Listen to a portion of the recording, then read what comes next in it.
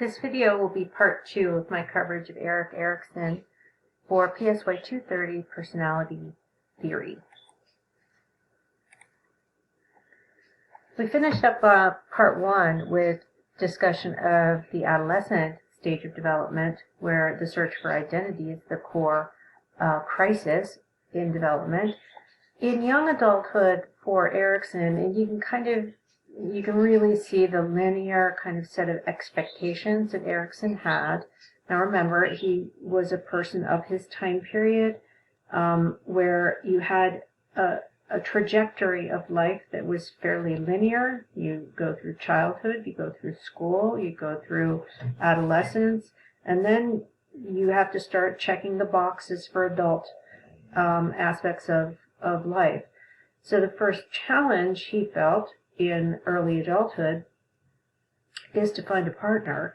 So the psychosocial crisis for young adults, he argued, was to learn either to have intimacy or to remain isolated. So the conflict at this stage is primarily in the form of responding to this social expectation that people are to pair up. In his time frame, the expectation was that you were going to have heterosexual pairings with marriage as the outcome, and then out of that relationship, you start a family. So the psychosocial crisis here is in many ways socially imposed. So you have the outside world saying, this is your next challenge. You've finished school and decided who you are. Now you need to settle down. Now you need to find love in a socially prescribed context. It's also this dramatic shift from youthful self-exploration to sharing your life with another person in an adult way.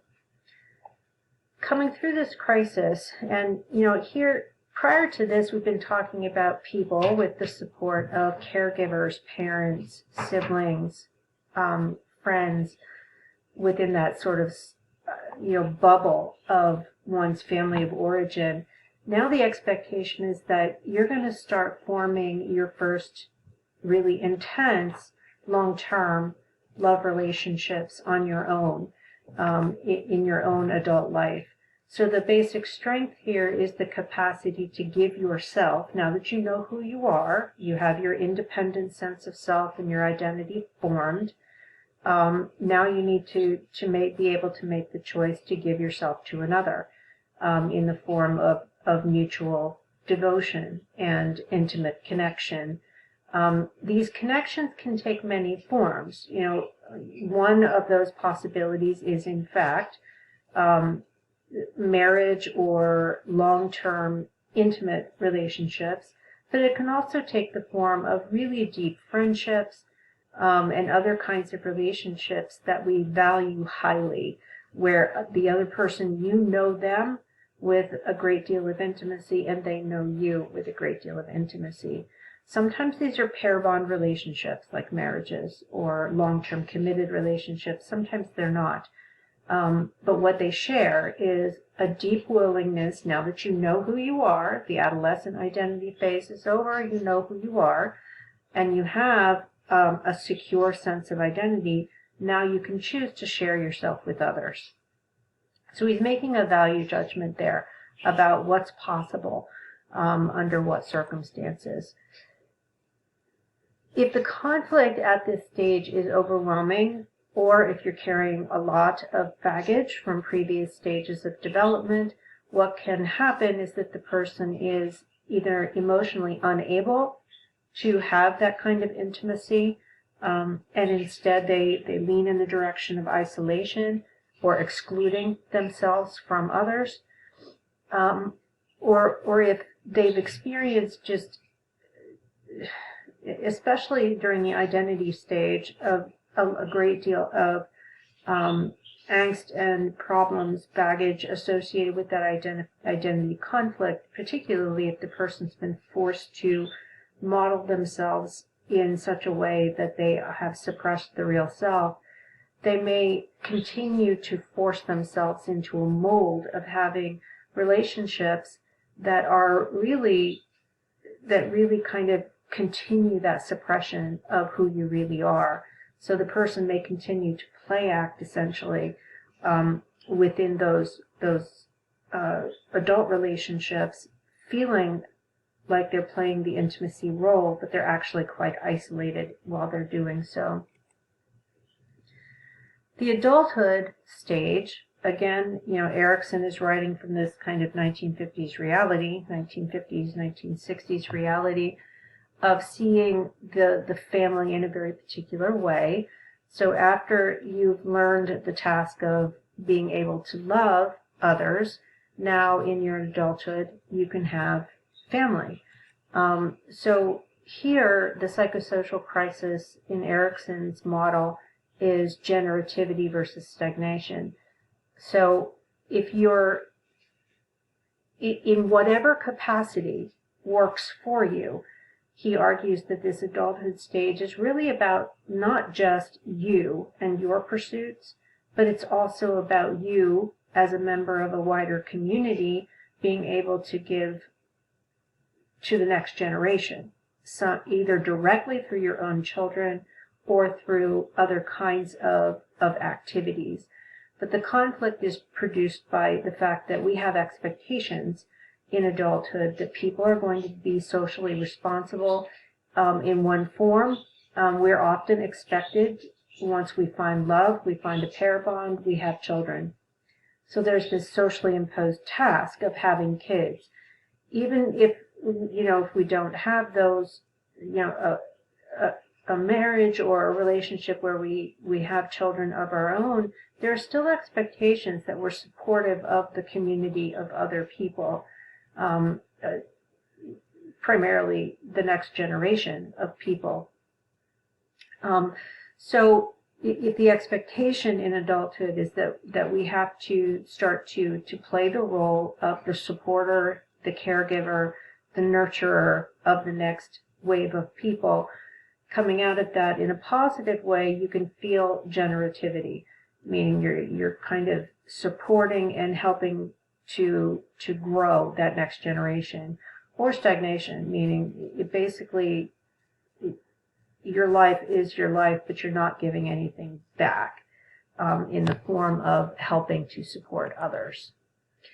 The basic strength here is, and this has echoes very much of Adler and his idea of community, where people show concern, they show care, that they can generate through their own actions. They can generate love. They can be necessary. They can be useful to other people, primarily the next generation, but not just that.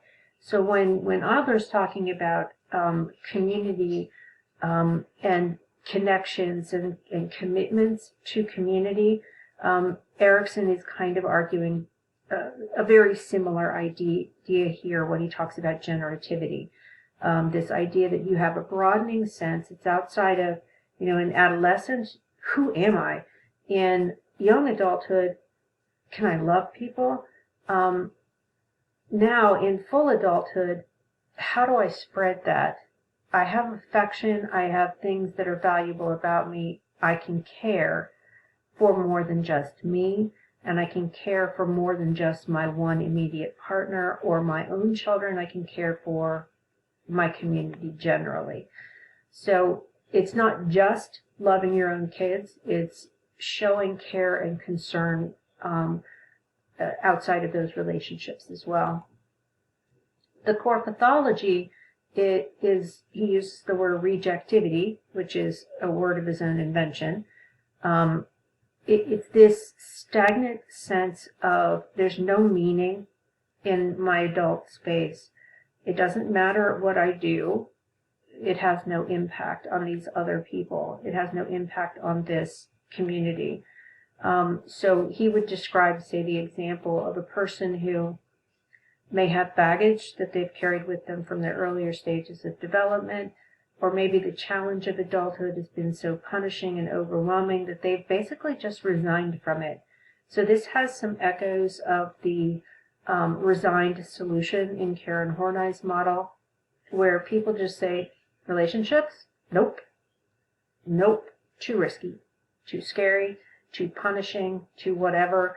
I'm out of it. I'm just going to take care of me, myself, nothing else. So the risk of caring is that you can be disappointed, you can be hurt, you can be rejected. So rather than getting rejected, rather than suffering those failures, for some individuals the conflict is too overwhelming, so they reject even the possibility of care.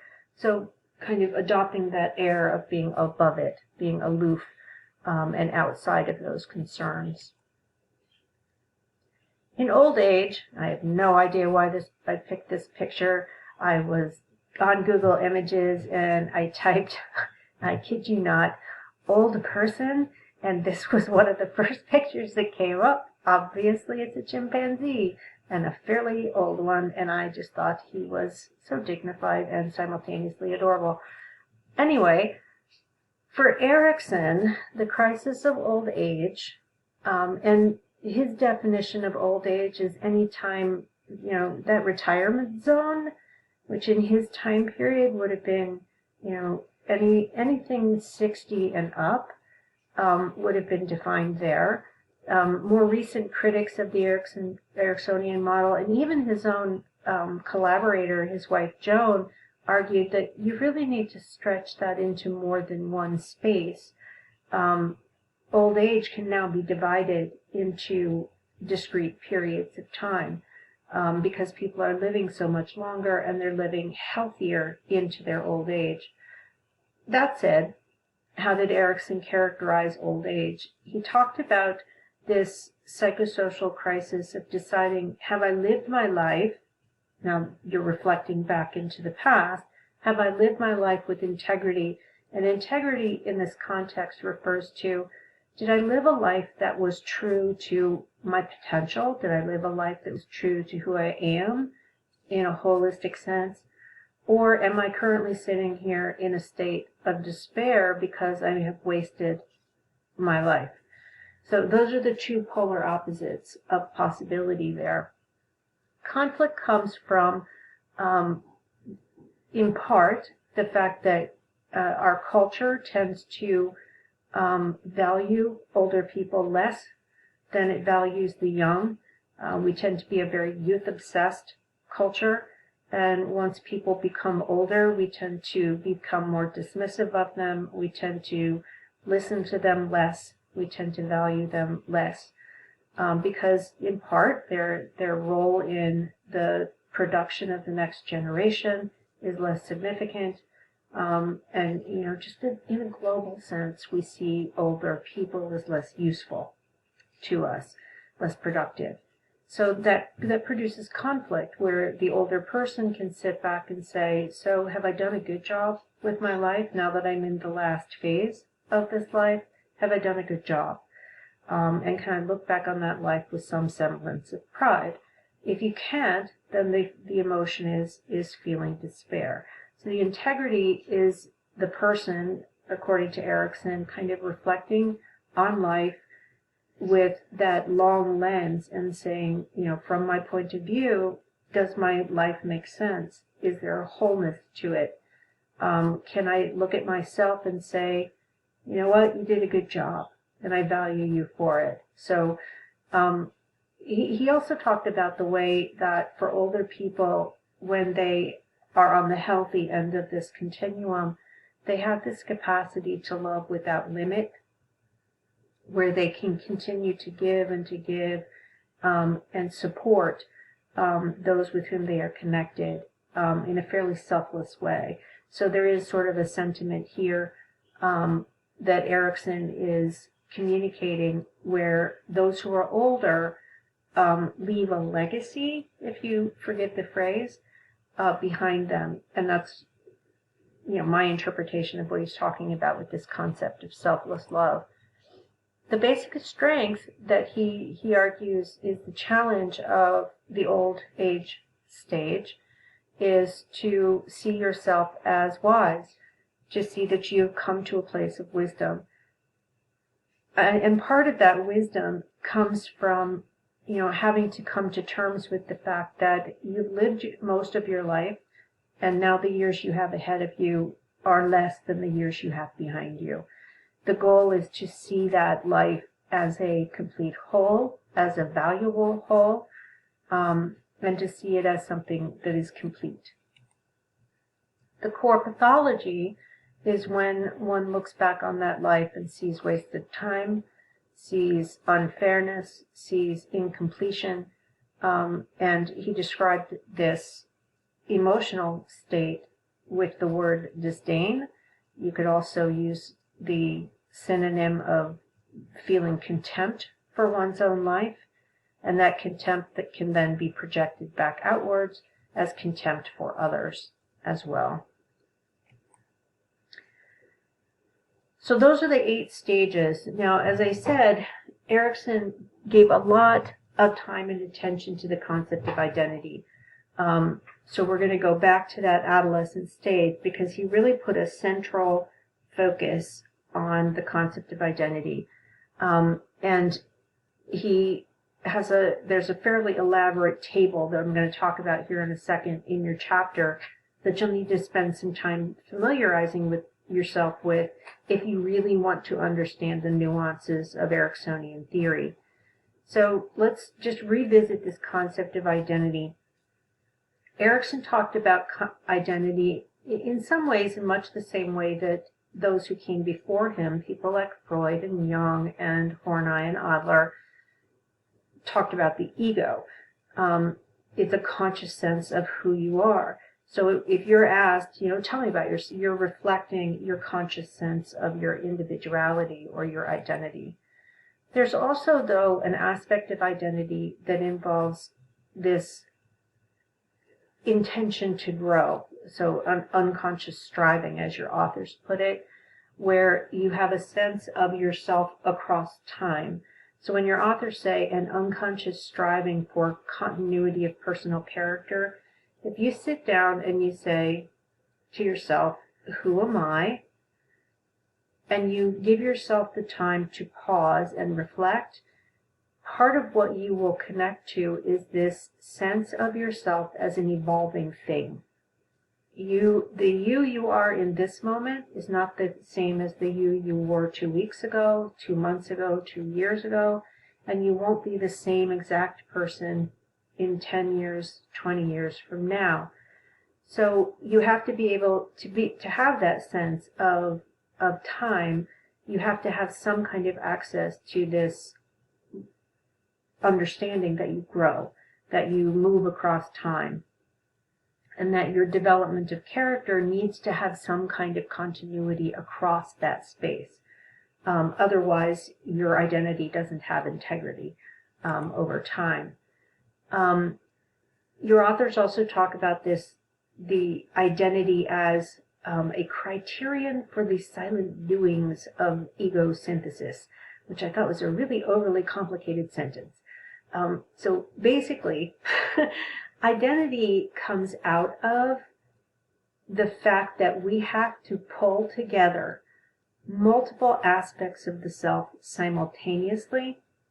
So, for example, I'm a book lover, I'm a dog lover, I love horses.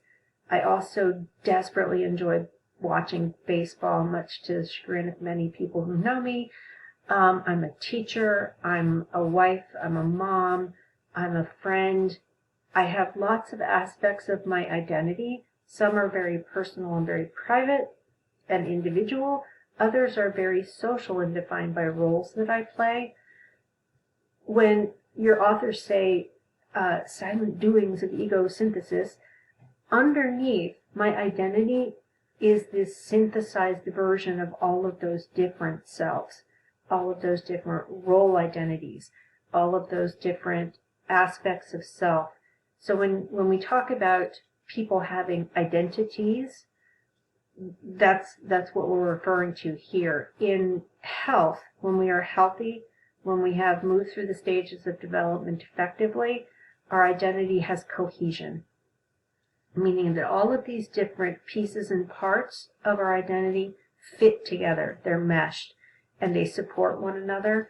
when people have problems in development, when their conflicts have been too large, when they've emerged on the negative poles of some of their developmental stages, they may have identity where there are problems, there are flaws in the synthesis, where there are incompatible elements of identity that cause conflict, that can then lead to anxiety, to depression, to various other kinds of psychological problems that people may face. Identity also has a role to play in holding together these other elements of self. So your authors talk about this idea of maintenance of an inner solidarity with groups' ideals and identity. What your authors are referring to there is this idea that self, identity, also intersects with the groups to which you belong and the values, beliefs, attitudes that are held within that group. So think about cultures, religious organizations, even within your own family has its own culture. So it's not just your identity, but you're also incorporating and bringing into your sense of who you are, you're pulling in all of these other values, attitudes, beliefs, ideas about the wider world, and you're making decisions about how those fit with who you are.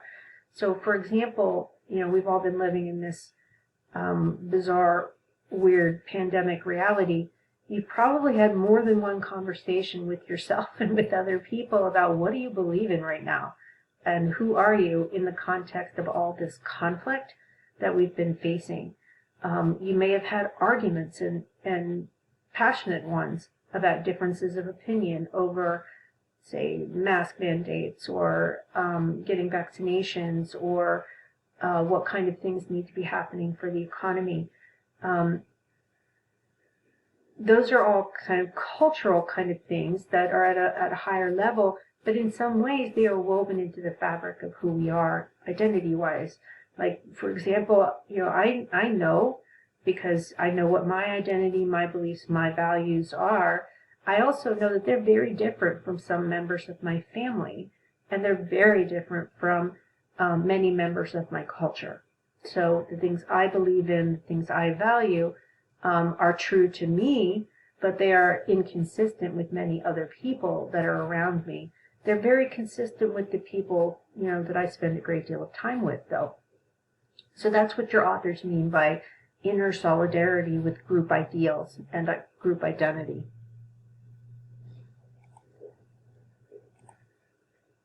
Now, one section of your chapter that I want you to pay attention to are these various aspects of identity that Erikson outlined. Identity has an individuality piece, and that's probably the most obvious way that you think about identity. Like, if you were to ask yourself before you did a lot of thinking about identity in the context of this chapter, what does it mean to have an identity? You would probably describe it in terms of who you see yourself as being in the form of an individual.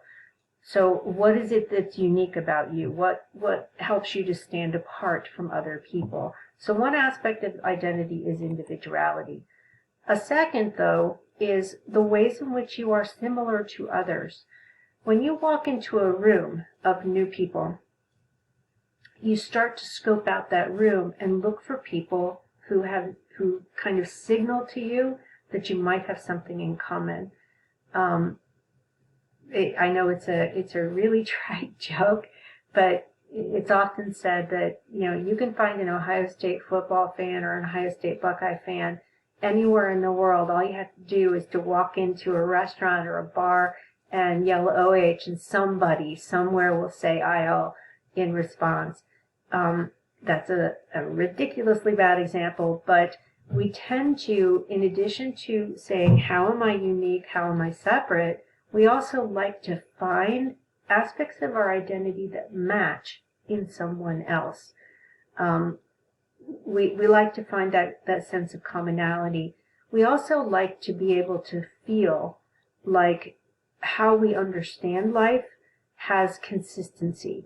So both of those things, when we can see the same, when we can see aspects of who we are reflected back at us by other people, we can also see ourselves stretching across time in a way that has consistency. That helps us to feel like how we're growing, how we're moving in the world has meaning. It has some sort of direction to it.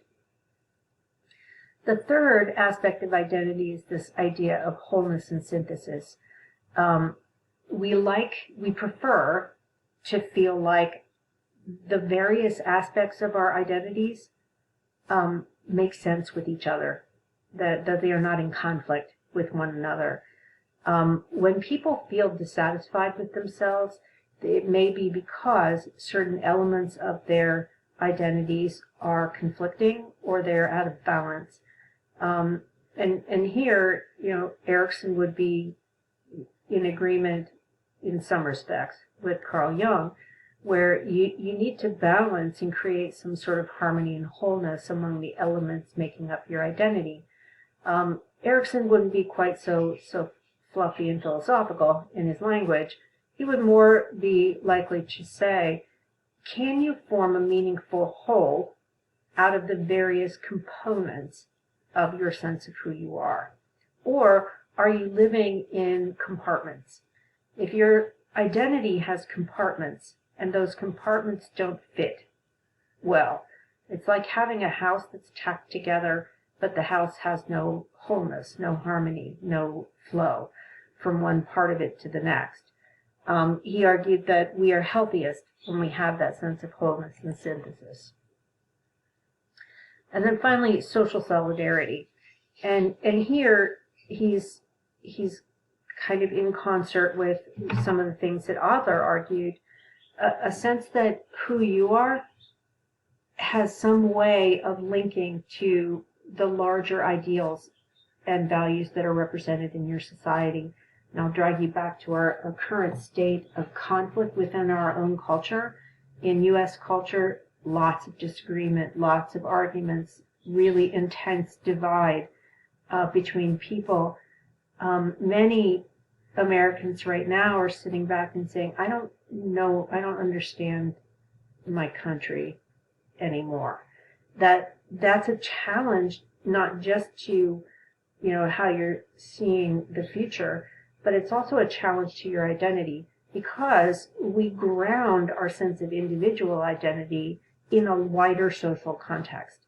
As I was describing before, when we feel disconnected, when we feel like our personal identity no longer has these touch points within the wider world around us, when that world becomes inconsistent, then we find our own sense of identity to be challenged. Development of identity, just to pull some of these ideas together, sameness and continuity is a part of the entire developmental process. So when we're socializing people, so whether you're a parent and you're socializing your own children, or your children, you're a socialization agent for them, their teachers are socialization agents, their peers are socialization agents, if they are exposed to a religious philosophy, that's a socialization agent. What's being shared by those socialization agents is a worldview. And that kind of social process of interactions with significant people in your life is required so that people can have these touch points along the way, so that they can perceive that the world makes sense from one moment to the next, to the next, to the next.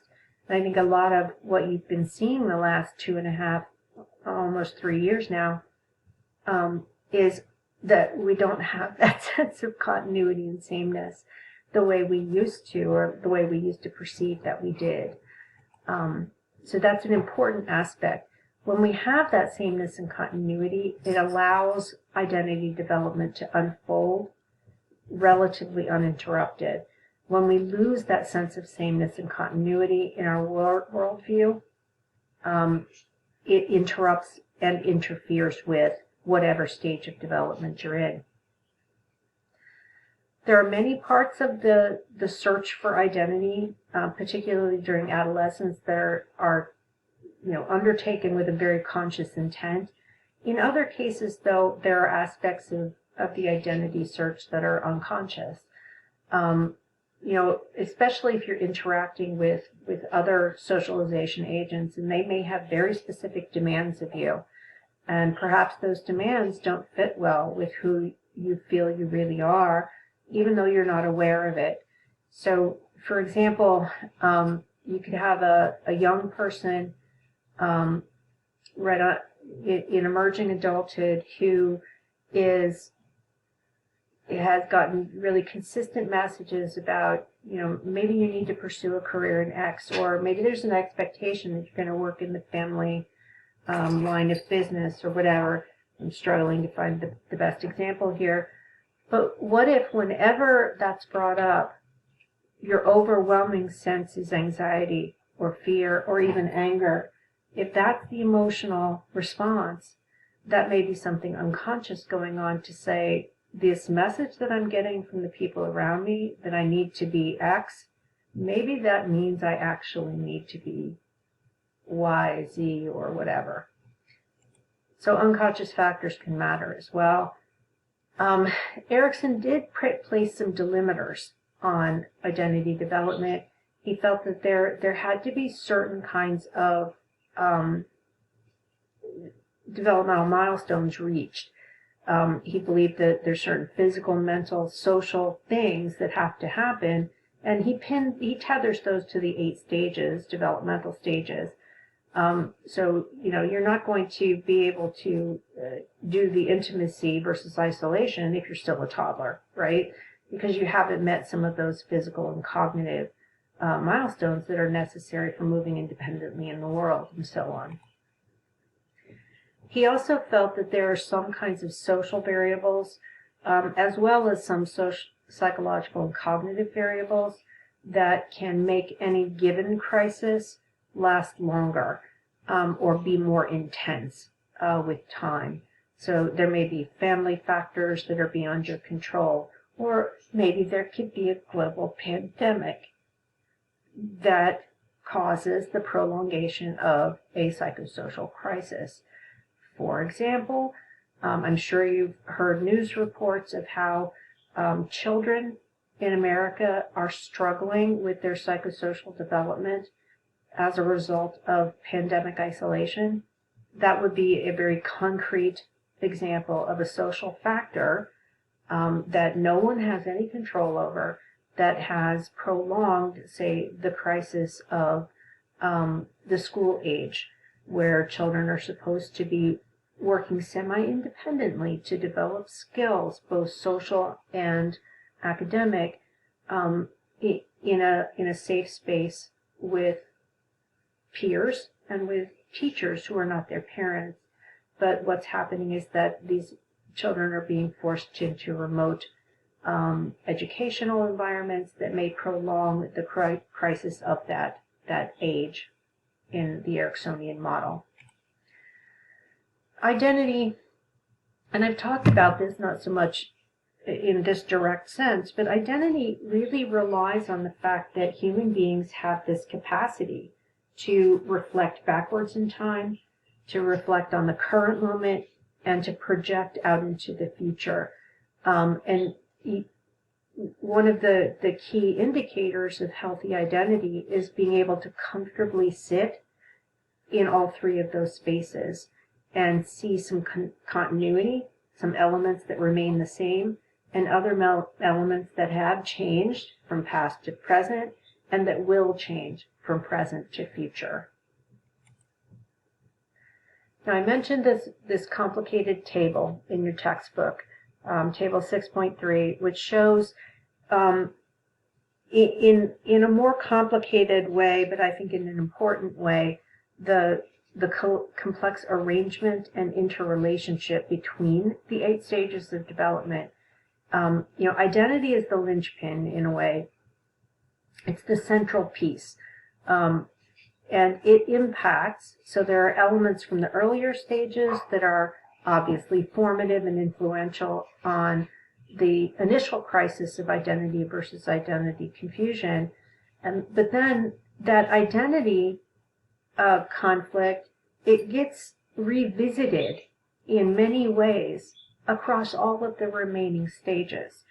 So identity versus identity confusion really never completely resolves, because we continue to revisit who we are in every stage of development going forward. And as whatever stage we're in at the current moment, we look backwards, and our current identity, who we see ourselves as right now, influences how we see who we were at all of those other stages. So on this table, and I should go back here. So on the vertical dimension, so vertical up and down, what you have is how do earlier stages in life affect identity development. So that's the up and down. Then on the horizontal, you're looking at how do each of the stages, how are they engaging identity on the horizontal dimension. So in this table, and I apologize for the quality of the copy here, this comes from Erickson's 1968 book, Identity, Youth, and Crisis. So you've got, along the diagonal are the 8 stages, right? So you've got trust, mistrust, autonomy, initiative, industry, identity, intimacy, generativity, and integrity. Now, across the horizontal, so what do you take from infancy that has direct bearing on identity? The capacity for time perspective, or on the negative side, being confused about time. So what I mentioned, learning how to self-soothe, how to delay gratification, how to be patient, relies on an accurate kind of temporal perspective. Then in the toddler stage, being certain of yourself versus being self-conscious has a direct bearing on identity. In the play age, trying on new roles is something we practice when we're little kids, and we do so naturally and with limited inhibition. That is a skill, role-playing, being able to practice new identities, that we revisit in identity versus identity confusion. In our school age, we can learn to work and acquire skills. So he's using the word apprenticeship here intentionally, where you're saying, okay, let's say when I was at that age, I really wanted my dad to show me how to drive a tractor. My legs weren't quite long enough to do all of it, but he very patiently gave me tutelage on how to drive the tractor, how to, start the engine, how to do all the things that I needed to do. And then, in a true apprenticeship fashion, he took me to the John Deere lawnmower and said, here's a tractor that's your size. I'm going to teach you how to use this. Now, we get that practice when we're young, when we're school age. How do we put that into practice in identity? Well, if you've apprenticed, in quotation marks, before, now you're going to apprentice in various roles that you're trying out for your adulthood, and so on. Now, this vertical right here, where you're going mutual recognition on the positive side, will to be oneself on the positive side, anticipation of roles, task identification on the positive side, those are all things that come directly from those early years, and they're carried forward into identity versus identity confusion. So you can see, and by autistic isolation, he's not referring to autistic in the way the word is used now, but more in very self-focused isolation, self-doubt, role inhibition, and a sense of it doesn't matter what I do. If those are pieces of baggage that the person is carrying into the identity versus identity confusion space, then they're already kind of set up for failure and leaning in the direction of identity confusion. Similarly, if in the identity phase you reflect backwards in time and what you see is time confusion, if you reflect backwards and you see self-consciousness, if you look backwards and say, I really never tried on any new identity, if you look backwards and see you weren't given opportunities to try new things, to learn new skills, and when you did try, you failed, all of those are going to play in. So simultaneously, you're looking back from the present time, and you're also carrying the baggage, the actual baggage from your actual developmental time. Now, going forward, when you're in the intimacy versus isolation conflict, you're going to pull into that challenge an additional aspect of identity versus identity confusion. So in this case, whereas Freud put the exploration of gender identity in the play age and in early childhood, the combination of those two, Erikson actually puts that more in the context of adult intimate relationships. So he really kind of delays the conversation about gender and gender identity and sexual identity until people are supposedly adults. Now, like a lot of people from his generation and time, he assumes heterosexuality is the norm, and therefore he uses this language, quote, bisexual confusion. You could also layer in there homosexual confusion as well. He argues, since he's using these dualities, sexual polarization means you're either masculine or feminine, male or female. So the only healthy possibility in Erickson's model here is cisgender heterosexuality, right? The other alternatives are not seen as healthy resolutions. So, take that for what it is. That's obviously a criticism that can be leveled against Erickson's model. At the generativity versus stagnation stage, you're revisiting aspects of who you are. You're revisiting aspects of identity. Do you see yourself providing fellowship to others? Do you see yourself providing leadership to the next generation? Or do you see yourself as not having the capacity to do those things or not wanting to do those things? Sorry for that short interruption. I'm recording my lecture, and my dog and my foster dog just decided to have a very loud play session. Anyway, continuing with this thinking about the central role of identity here, at the point of integrity versus despair or disgust, you revisit, what does identity mean now that you're in the final kind of stage of your life? Does it mean you remain with that central component of your ideological values, your beliefs? Do they remain intact? Or are you sitting back at the end of your life and saying, you know what, the things I have always valued, they mean nothing anymore. They were wrong, or they're being deeply challenged at that point in time. So what you see from this is it's not just, oh, sorry, my mouse just kind of lost its ability to control itself. You can see that we tend in our introductory classes to give you the diagonal, to say we go from this step to this step to this step, and so on and so on. And then what we're missing, though, is the integrative piece that Erikson really relied on in the central role of identity in human psychological functioning, and how it has this backward-looking trajectory and a forward-looking trajectory. It has ways in which identity is like the central part of a wheel, if you will, where we're constantly revisiting it.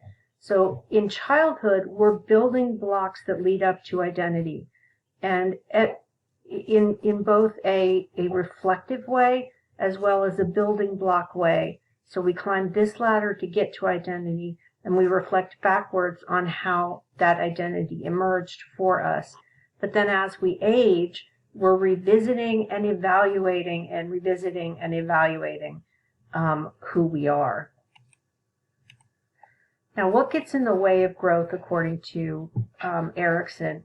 And, he started out working more on the clinical counseling side, but he also, he didn't spend a great deal of time on that later in his writing and theorizing.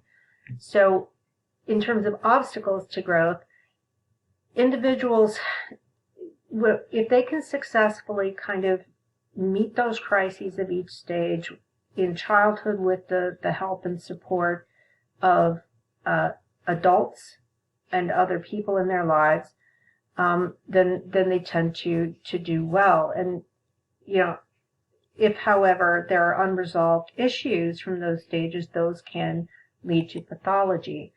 So if we're leaving a crisis, but it's unresolved, essentially, if you follow the metaphor of dragging baggage around, you're going to be, you start with a little bag from trust versus mistrust if you have unresolved issues in trust. Then you're adding another bag if those challenges add more challenges to the next stage and the next stage and the next stage.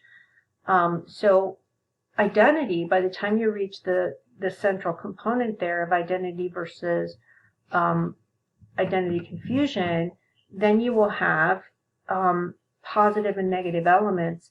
The positive side is if you've successfully resolved the crisis. The negative side is if there are unresolved issues remaining. Those unresolved issues are like kind of heavy weights that kind of drag you in your new crisis. So you're facing a new set of challenges, but you're weighed down by the fact that you have unresolved issues and problems associated with the previous stages.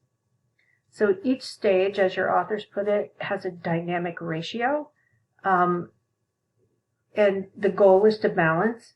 So here again, he's in kind of agreement with Carl Jung that you need to hit a central sweet spot between the negative and the hyper positive. Either can be extremes, and extremes are typically not seen as healthy. So there's a dynamic ratio, if you will, between those two poles that you're aiming for in order to be healthy. Both poles, in their extremist expression, are too rigid and too unrealistic.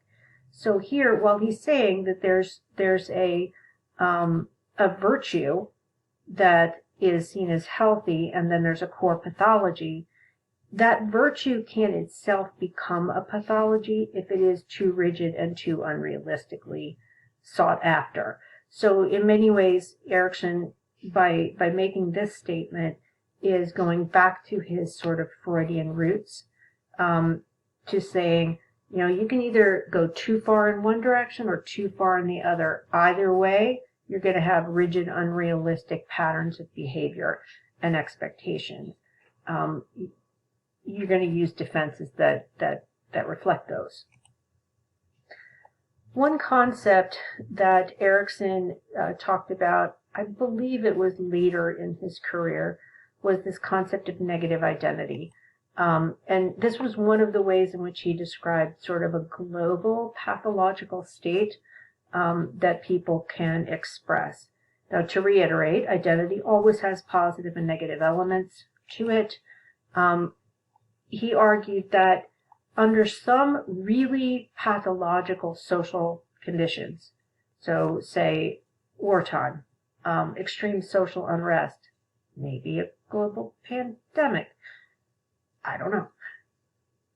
It can become, under those kinds of social conditions, even healthy people can pull back from, can resist, can fight against positive social values. So under certain conditions, and he was a child of Jewish heritage. He had to leave Europe because of the Holocaust. it's not surprising that he's going to say, even the healthiest of people under really horrific circumstances can turn away from a positive set of social beliefs and values. And that's what he's getting at with this concept of negative identity. What this can turn into is extraordinarily negative behavior. So it can be hostility directed straight at socially agreed upon principles, rules, structures, values, beliefs, whether they're in the form of sexuality or rules about how society should run, conflicts based on class, and so on. That hostility, that kind of tear it all down, is what he was referring to in the form of negative identity. Now, also remember that he was living, his later career was the 1950s and 60s. When he was writing his major works was the 1950s and early 1960s. In American culture, there was a lot of intensity going on there. He left one of his universities because there was a demand that he sign a loyalty oath that would say that he wasn't a communist. And he just was like, no, not going to happen. So it's not surprising that he comes up with this idea that under certain kinds of social conditions, people can utterly kind of foreclose on positive identity and instead move really in the direction of this negative, hostile challenge of the basic order of things. Sometimes this can include behaviors that the person has been actively, overtly punished for in the past. And in some cases, the adoption of negative identity is for good reasons. So, for example, some people have, in their thinking, maybe this idea of negative identity isn't all bad. Now, Erikson may not have gone here, but let's say you have a person whose sexual identity is gay, and they've been punished and made to feel guilty for that for their whole lives, but at some point they see kind of the sea change in the social world, and they put their foot down and they express this intense negativity and demand, honoring of their identity. That can be done in a healthy way, but it can also be done in a very hostile and negative way in response to other people. There may also be cases where somebody becomes influential in one person's life and they become basically a role model for negative identity. So it's kind of like that old story of bad influences around us. When people are fragile, they fall under the influence of somebody who also has this negative identity, and they can shape your behavior in that way. So that concludes my discussion of Erik Erikson, and apologies again for the interruptions of noisy budgies and loud playing dogs.